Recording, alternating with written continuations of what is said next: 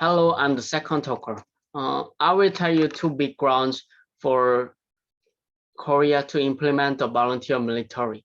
The first reason we need to implement the volunteer military is that Korea's population decline. As you know, the Korea is currently the most serious country in terms of aging and low birth rates after Japan. In other words, the number of elderly people is increasing, but the number of young people who have to work in society is decreasing. It's gradually decreasing. So this will probably affect the number of military service targets in the future. Look at the graph. Look at the graph in the presentation.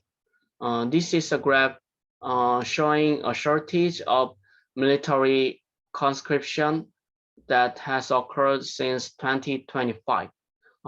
As you can see, the difference between the expected number of conscription and soldiers varies significantly over time. This is a phenomenon caused by decline in the population of Korea. As the population gap gets bigger, ineligible people will be elected in conscription system. Also, the social expense of using talent will be noticeably increased. If the volunteer military is implemented, it will be easier to train elite units by accepting only a few volunteer soldiers. It will also be possible to supply stable troops. Thus, in order to cope with this decreasing number of military troops, a volunteer military should be implemented. Next, the second reason is that high-tech soldiers. Let's think about latest weapons of war. Advanced weapons like rocket launcher and combat plane and nuclear bombs are used in modern wars. They have the power to blow away a city at once.